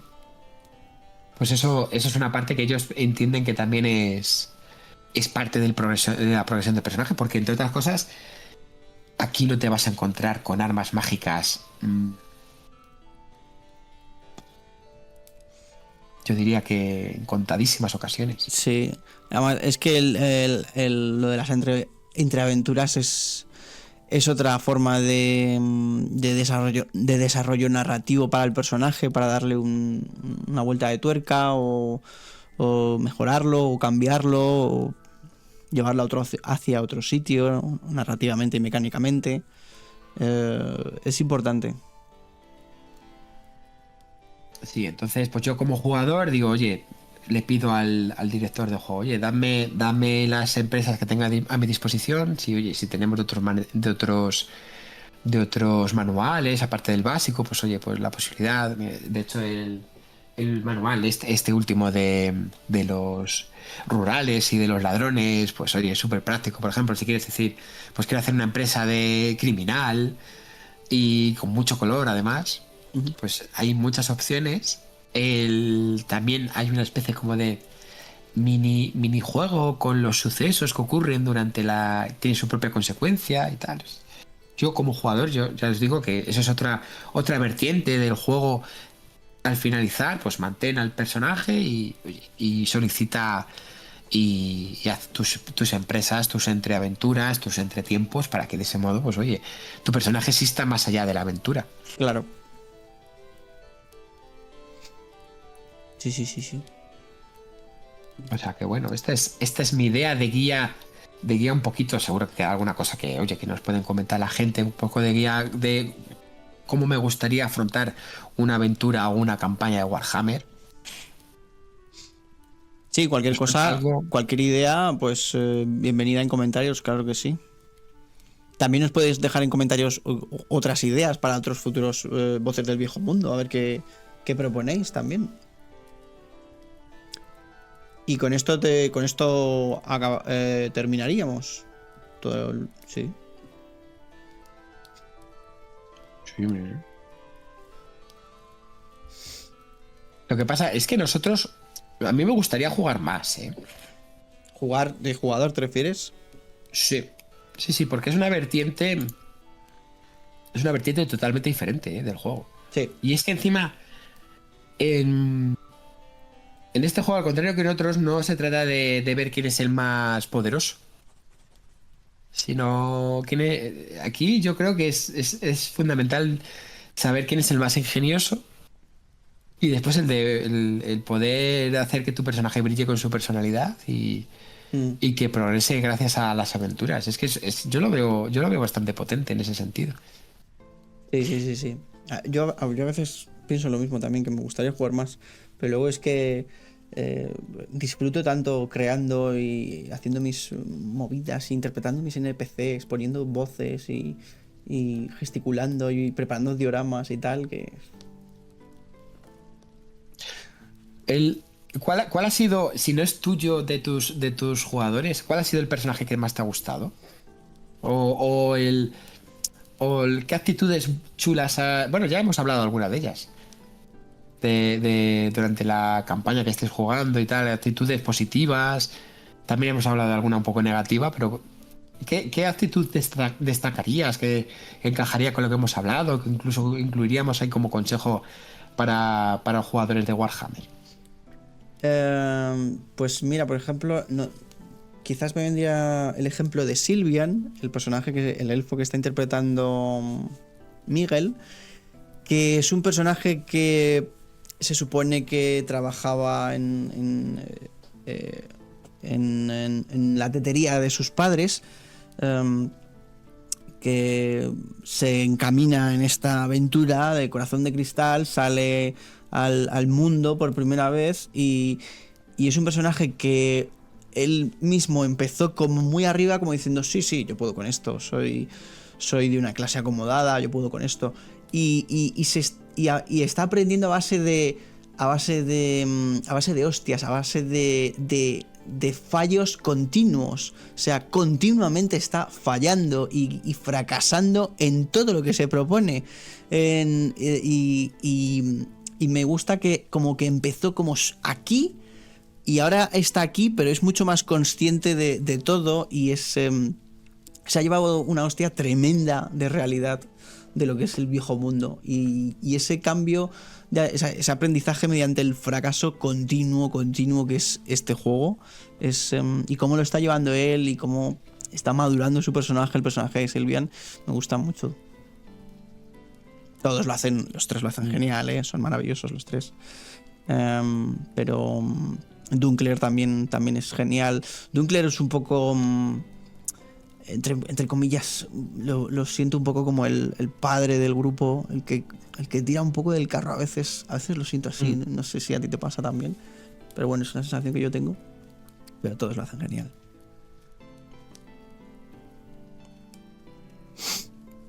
Ay, madre mía, que me muero. Es que Nurgle me ha dado, pero viene. ¿Eh? Pues bueno, estamos listos. ¿Alguna última Vamos para allá. ¿Alguna última reflexión, Capi, antes de terminar este capítulo? 2 horas, no está mal, Joder, que espero que les sirva como guía para la gente que empieza. Oye, que diga, oye, es un poco. Hay mucho contenido en la guía, pero que os sirva para que os acerquéis y no digáis eso. Yo la idea con la guía del jugador es que se les cierren ideas de tipo es que hay demasiadas reglas y es demasiado complejo. Y no es necesario que te las aprendas del todo, sino que colabores con tu director de juego. Seas proactivo. Yo creo que es el mayor consejo, el mejor consejo que podría dar. Sé proactivo. Sí. Colabora, pregunta, oye, podemos hacer esto, podemos hacer lo otro. No hace falta que lo hagas ni siquiera al principio, sino durante la aventura. Empezamos con un personaje y después vamos creando las cosas. Dice, no necesitas tampoco lo que hablábamos antes, ni las ambiciones, ni las preguntas. Vamos poco a poco, pero sé proactivo. Eso es fundamental, no te quedes mirando. Sí. Como le decía Clark a su madre, que le decía, mamá, es que el mundo es muy grande, y le decía a la madre, pues hazlo más pequeño, hijo. Pues esto es lo mismo. O sea, no hace falta abarcar todas las reglas. Podemos ir poco a poco. Empezar por algo más sencillo, ir luego diversificando y haciendo cada vez más complejo, empezar a añadir capas progresivamente.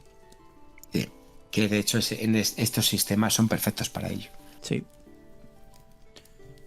Pues bueno, pues hasta aquí el tercer capítulo de Voces del Viejo Mundo. Un placer contar contigo, Capi.